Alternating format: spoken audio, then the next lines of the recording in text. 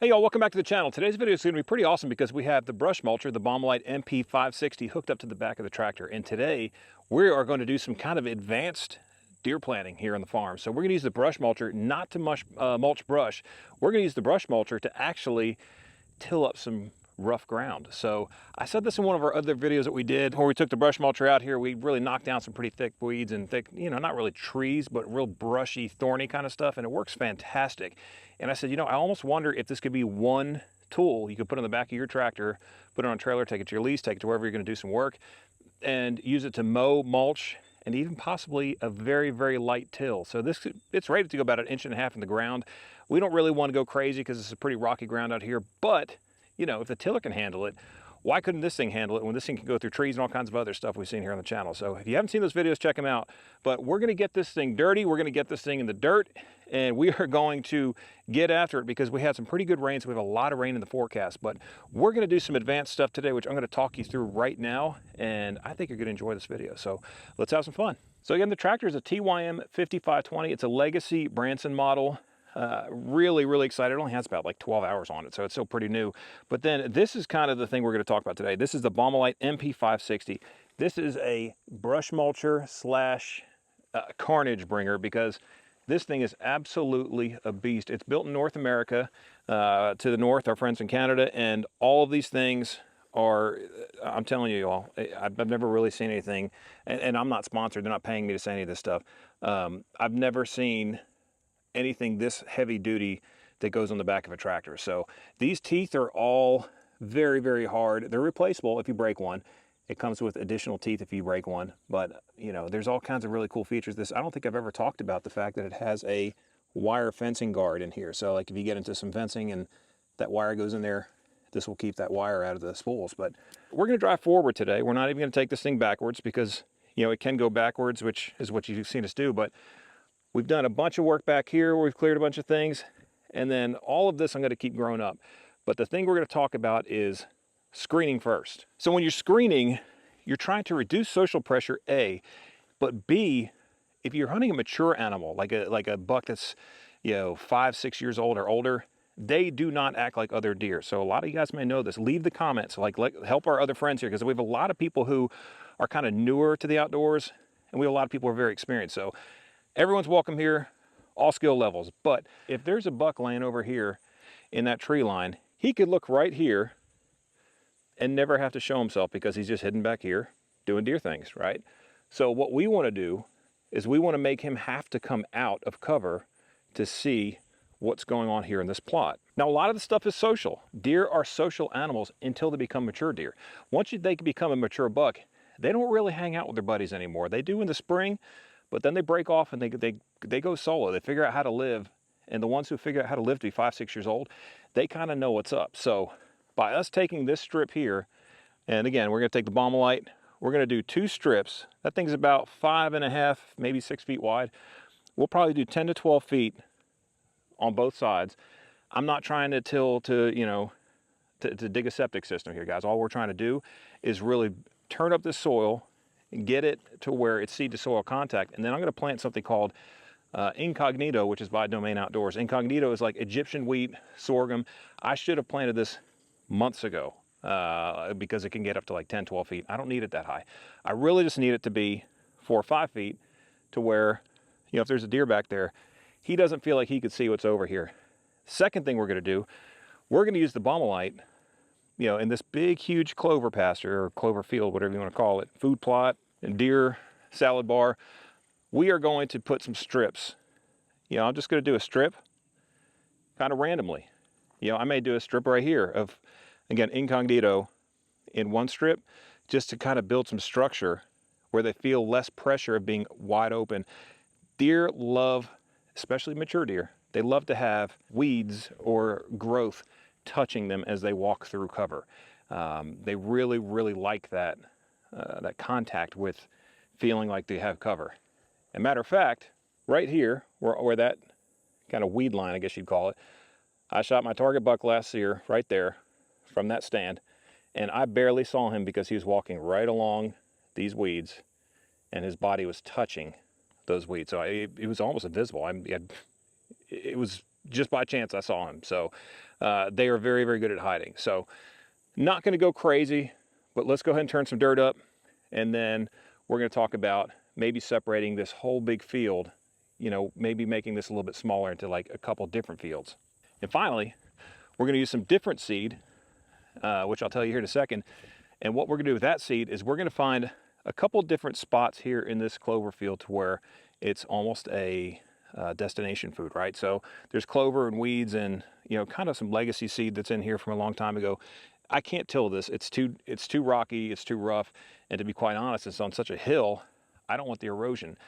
So what I'm going to do is I'm going to find little pockets, like maybe little islands, and put some of that stuff in there. It's not going to be as pretty, you know, from the stand.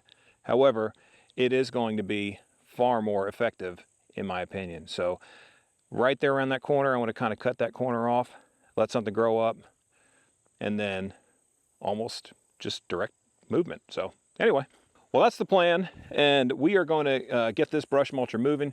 And this is not a big test for the brush mulcher. What this is today is a test to see versatility, right?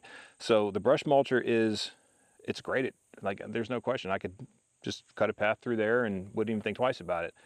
But can we turn the dirt up and make it more than that? And I think that we can. So I'm going to offload a bunch of stuff because this cab's a little tight in this machine. Again, this is the 5520. There's a 55 or 574 that has apparently a much bigger cab. This one's pretty tight, so there's not a lot of room in there for stuff. So I'm going to offload everything off to the side, like seed, and you know, I've got a little spreader here, and then we're going to get busy. We got some green machine and no BS. I wonder what that stands for. Anyway, there's the incognito. It's a bigger seed, kind of purple. And that seeder's gonna be very helpful getting this stuff on the ground. I almost forgot to tell you all, we're gonna go over to where we'd done the food plot in the last video, and where I mowed that trail going right up to the blind. If this works, we're basically gonna clear a path going right up to that blind, and then we're gonna seed, so they'll walk right to you. It'll be a great bow spot. Bow season's only about a month and a half away. Crazy.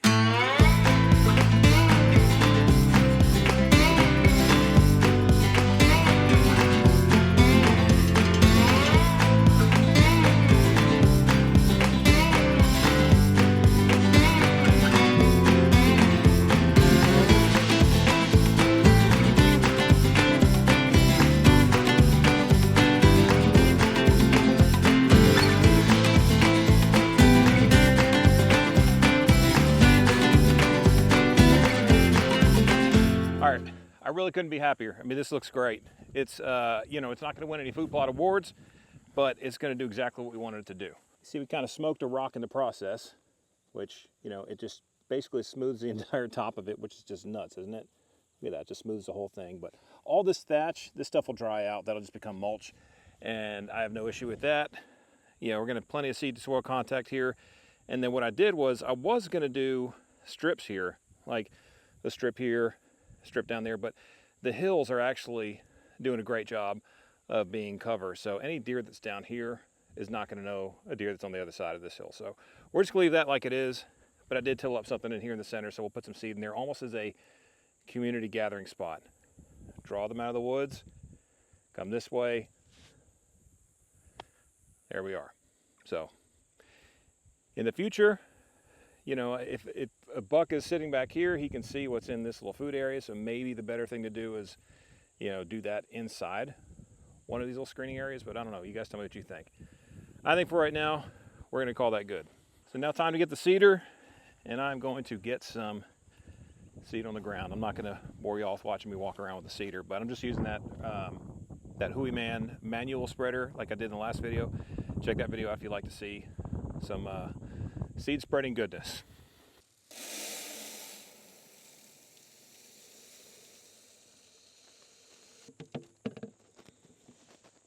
That's what I really like about this seeder, is that you can go slow and it really narrows the path of the seed. I'm wondering if I should go over this one more time with that brush mulcher and see if maybe it'll cover some of the seed up. They're pretty big seeds. What do y'all think? Leave in the comments, tell me if I should do it. I just saw like the world's biggest grasshopper ever, so All right, real quickly, there's some information on the side. I'll leave a link to their website if you guys want to check them out. Well-drained, dark, rich, sandy clay, 5.5 to 7 pH, full sun, open areas, well-drained. Let's see, seed depth 1/2 inch or less, so I probably won't cover it up. Yeah. In the south, do it from June to September. We're on the back end of that, so I'm gonna put this one out, then we'll get to the seed. Okay, so I decided to go with the no BS because we don't have any time for that today. But anyway, I'm gonna get this thing seeded.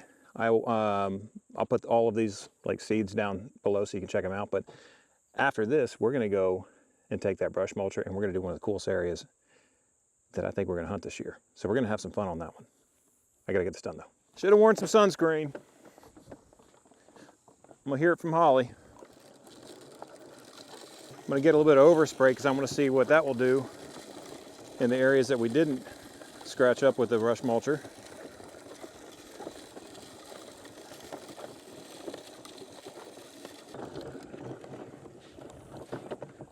Okay, now it is on to the highway to heaven because it is going to be such an awesome spot, specifically I think during bow season and when I take clay out. So yeah, let's go.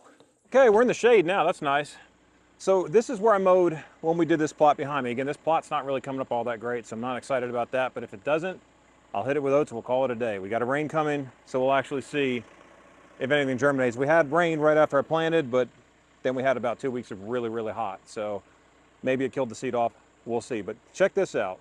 So this whole area, see there's a bunch of tree roots right here. I'll have to avoid this stuff, right?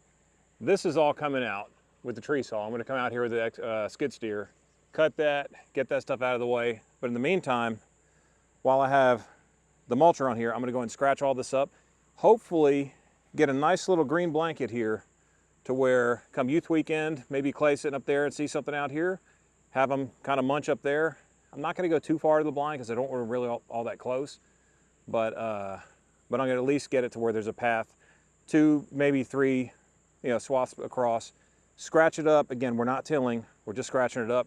But so far, this plan has worked very, very well. And the Baumalight, I mean, I know you guys, this is an expensive piece of equipment, but man, what a serious tool. The longer I have it, the more I dream up ideas to use it. So anyway, yeah, I'm not really seeing any germination at all. So, fortunately, I thought ahead because I know Tennessee and I know our weather, and I know that if you don't plant, you almost have to plan on planting twice, right? Get the seed bed ready, plant. If it rains, great. If you get cool weather and germinates, great. If not, well, then you go to plan B, which is probably what it looks like is going to happen, which is forage oats.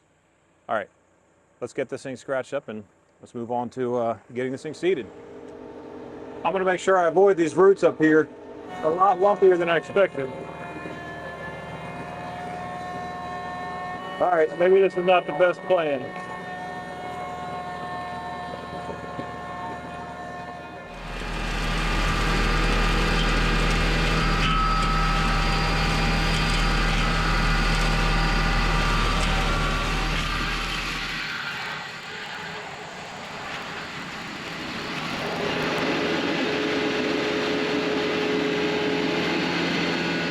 All right, before we seed, which this is all very fluffy, it did a great job. Check this thing out. So this is the root I was going to avoid, but it basically flattened it. So, yeah, I didn't mean to do that, but I did. So there's the carnage right there, and you can smell it. I don't know if that's a cedar. What is that? Y'all tell me what kind of tree that is. It almost looks like a walnut, but it's not. It looks like a walnut on the inside. I'm not great with identifying trees, but yeah, check it out. So this is pretty much using the brush mulcher as a tiller. All this debris and stuff will stay, and that'll just be kind of a map, but we're just going to go with Green Machine, which is, again, it's a very oat heavy, very simple mix, kind of a foolproof mix. I did it last year and had great success with it. This actual Green Machine, the actual stuff we're about to use. So we'll see. I just think that's a great spot to where if I'm out here again with Clay on youth weekend, or if I'm up here with my bow, just brings them closer to you, lets you see them. You got to be a little bit more careful though, because when they start getting that close to you, those box blinds are very helpful. But you still, I mean, there's some tips and tricks we'll maybe talk about in the future with that. But anyway, tractor did great. No shortage of horsepower from the machine. You can hear a little bit of whining here and there, and that's just kind of what they do. Even the bigger tractor did that. This thing is rated, I think 45 to 65 PTO horsepower. So we're right on the bottom end. We got a little, yeah, we got a little hydraulic leak. I'm just not surprised. I figured with all that pressure, it was gonna put a little bit of wear on that Vevor, or whatever it is, Vevor hydraulic top link. So I'll take the pressure off that real quick. Ugh. There we go. All right, maybe that'll make it last a little bit longer. But yeah, tractor did great. You know, no overheating issues. Everything is still kind of damp from lots of rain last night and everything. So that's worked out well. A lot of folks have also mentioned my tires. My tires are definitely not at the widest setting. So I will be getting these at the widest setting before I fill them with fluid. So I should be able to get them a couple inches out. I didn't realize this when I was doing the walk around, that this disc should actually be inverted to be at the widest setting. And I think I have to take the tires off and take this disc off and then flip it, because I don't think there's a valve on the inside. Now the valve's out here. So yeah, that just has to get flipped around and should give me another, you know, 3 to 6 inches of width, which is good. Man, it sounds like fall. I can hear kind of the wind going through the leaves, and leaves are falling, kind of raining down. It's in the air. But I wanted to show you what Green Machine is. So this is what the jar looks like, or the bottle. I like that it's clear because you can see what's in there, but highly attractive cold season mixture of winter rye, oats, winter peas, and brassicas that will stay green all winter long. So I'm just gonna overseed as much as possible, because it actually said on there, I should have read it before I threw the bottle, but minimal tillage is required. You can use a rake. You really just want to get some soil to let this stuff attach to. As they say, it'll grow in the back of a pickup truck. So I'm not really planting the back of my pickup truck, but it's also good for shaded areas, which this is a shaded area. So let's get it out there.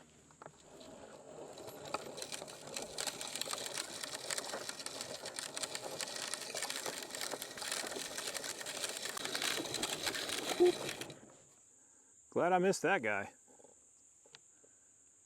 That is a big old spider. I'm not gonna get in his way.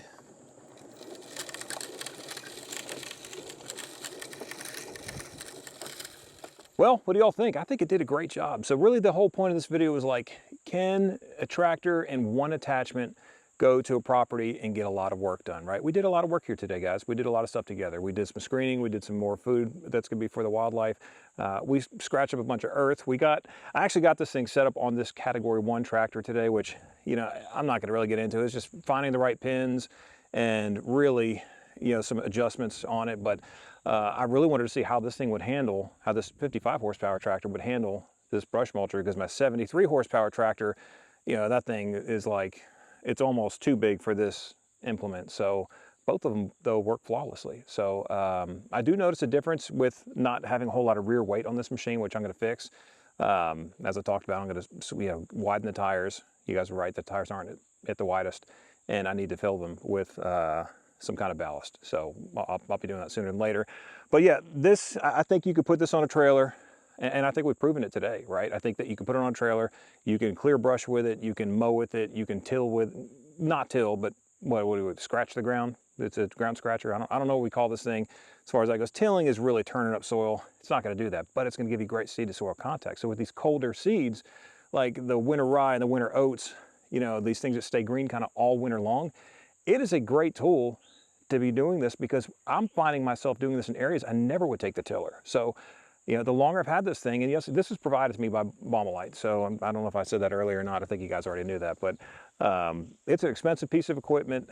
It is a commercial piece of equipment, but I'm finding myself not using my rototiller as much. I actually used it for this though. This is really all I've used it for though this year. And I'm finding myself not really using my rotary cutter as much unless I'm gonna do a lot of mowing, right? So this is gonna kind of be the setup for this 5520, is gonna be the brush mulcher and the grapple, because right now I have a tree I need to go take down that's in the driveway that came down in a storm. So, you know, it's handy to have. It's a great setup, and I know it's expensive, but when you start thinking about if your property or your lease or, you know, wherever you're taking your tractor to on a trailer if you only have, room for one implement, I think this could kind of do it. I mean, we said that in an earlier video, and I really think that that's true. I mean, we did a lot of work here today that is going to bear fruit. I'm just about positive. And this, I'm not surprised, because it rained.